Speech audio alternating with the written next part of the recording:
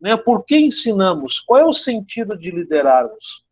E aí vem a diferença entre, por exemplo, chefe e líder, né? Que nós possamos cuidar para não sermos chefes. Nós precisamos ser líderes. O chefe, ele se aproveita das forças dos comandados para se fortalecer, para se projetar. O líder, ele caminha inspirando os seus subordinados, levando a todos a experiências de crescimento. Essa é uma questão muito importante. Então, principalmente aqui, gente, olha só, nós que somos também superintendentes, nós que estamos à frente, às vezes, de um projeto, né? Nós que estamos, por exemplo, né, eu posso citar aqui a irmã Tânia, né, que está à frente de um projeto maravilhoso do Ministério Infantil, né, muita gente ali trabalhando junto, né, é preciso buscar sempre essa questão que envolve né, o liderar, e o liderar significa o que eu preciso pensar, planejar, projetar para que todos cresçam, né? O verdadeiro líder, ele planeja o crescimento de todos, ele se alegra quando todos crescem, ele se alegra quando todos são alvos, né, da alegria do crescimento. O chefe não. O chefe é só ele que pode ser projetado, é só ele que pode ser lembrado. Ele é o ícone, e a gente tem que cuidar muito grande. Temos que ter um cuidado muito grande. Nós temos no cristianismo uma centralidade da pessoa de Jesus Cristo. Quando eu vejo pessoas querendo, digamos assim, aparecer demais na foto, aí eu tenho que começar a questionar o que está acontecendo. Então, é isso aí, né? A diferença de líder e de chefe. Então, a educação, ela precisa gerar crescimento e transformação. A EBD deve levar o aluno a fazer a diferença no meio onde ele vive. E aí eu tenho aqui, por exemplo, né, uma imagem que eu gosto bastante, né? Quem é o líder? Quem é essa pessoa que está à frente? É a pessoa que vê diferente, né? Aqui eu tenho, por exemplo, talvez bem curioso aqui, mas eu fiz para compartilhar com vocês essa tela. Eu tenho aqui uma cena de como que era né, a região da Mesopotâmia antiga, né? E aí, aqui é interessante que é o seguinte, né? Toda essa região ali da Mesopotâmia, ela era uma região, a princípio, se não fosse os rios, ela não teria vida. Ela não teria vida. A diferença ali, o que faz a diferença é o rio Tigre e o rio Eufrates, né, nessa região da Mesopotâmia. Só que tem um detalhe. Num certo momento, no início das civilizações, só poderia, digamos, desenvolver as pessoas que estivessem nas margens dos rios. E havia muita terra sem rio, sem água. E o que aconteceu? Os grupos de pessoas eram pequenos grupos de nômades. Então, por exemplo, né, nós tínhamos pequenos grupos. Né, era aldeia aqui, aldeia ali, tal, todos próximos dos grandes rios. Até que surgiram pessoas que começaram a pensar, e se eu fizer um buraco contínuo na terra, né, quem sabe a gente pode chamar isso de canal, não sei, o cara estava pensando lá, é o primeiro cara a fazer isso. E o que ele fez? Ele chegou e chamou a galera toda e falou, ó, é o seguinte, eu estou tendo uma visão aqui, o rio vindo até aqui, molhar essa região para nós, a gente pode plantar. Aí o pessoal, poxa, mas o rio está 5 quilômetros de distância, está 10 quilômetros, como é que é isso?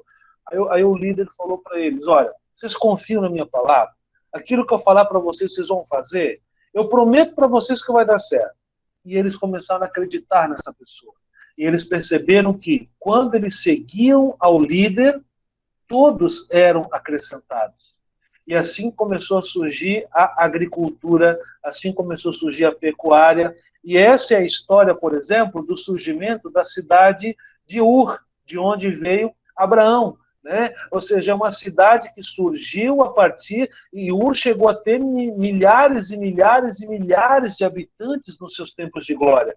Por quê? Os jardins suspensos da Babilônia, olha que coisas interessantes, foram lugares muito povoados, muito, digamos, destacados, e que conseguiram alcançar isso mediante a função dos líderes. Então, uma coisa interessante é, o líder vê aquilo que os outros não veem. O líder tem que pensar assim, ó, ele não pode nunca estar na zona de conforto. O maior desafio, meus amados, para um líder, deixa eu puxar aqui, o maior desafio para o líder é achar que está tudo muito bem. Temos aquele ditado, né, em time que está ganhando não se mexe, o líder não pode seguir nessa linha. Em time que está ganhando, aí é que se mexe. Por quê? Para continuar ganhando. Então a gente precisa olhar para a nossa escola dominical, olhar para o nosso grupo e pensar o que eu posso fazer para ir além. E essa é a função também do líder. Aí vem a questão, por exemplo, então, né, dos espias que nós tivemos lá na cidade de Cádiz Barneia, né, Números, capítulo 13. Ali nós temos né, um grupo de espias que vocês conhecem muito bem, né, a história, e eles vão lá conhecer a terra. Moisés reuniu aquele povo ali, aqueles jovens, e disse, ó, vão lá olhar. E quando eles voltaram, houveram dois discursos. Um discurso era o discurso do fracasso, da impossibilidade, da incapacidade. E o outro discurso, meus amados, foi justamente o discurso do é possível, a terra é maravilhosa, o Deus que nos tirou do Egito é o Deus que vai nos permitir alcançar os nossos sonhos, a terra prometida. Só que a gente tem ali um grande problema. Qual é o grande problema que nós encontramos? Havia um número maior de pessoas com essa visão negativa, essa visão de frustração. E aí eles tiveram que esperar muito tempo até que a maioria das pessoas fossem as detentoras dessa visão de júbilo, de vitória, de possibilidades. Então, essa aí, meus amados, é a principal, é a grande tarefa do líder, né? O líder que nós temos, ele tem essa questão de ter que buscar essa visão, buscar olhar isso que ninguém olha, né? E é tão interessante, assim, eu acho que quem não viveu isso, por exemplo, pergunte para o seu pastor, com certeza ele viveu isso. Às vezes, né, uma igreja chega num lugar e a maioria do pessoal olha e diz, não, aqui não vai dar certo, aqui não é possível, aqui não dá, mas aí chega ali alguém com uma visão, um pastor abençoado, chega um líder abençoado, e ele vê estratégias, ele vê possibilidades, e quando você percebe, ali tem um povo que se reúne, que glorifica o nome de Deus, e isso é maravilhoso, meus amados, isso é maravilhoso, e é o que a gente precisa, então, buscar, né, atentamente aí, e viver de forma intensa, tá certo? Nós precisamos ter em mente que nós precisamos enxergar algo além do que os nossos alunos enxergam. E enxergando isso, contagiá-los com essa visão. Essa é a questão que eu preciso compartilhar com vocês hoje, a visão do líder.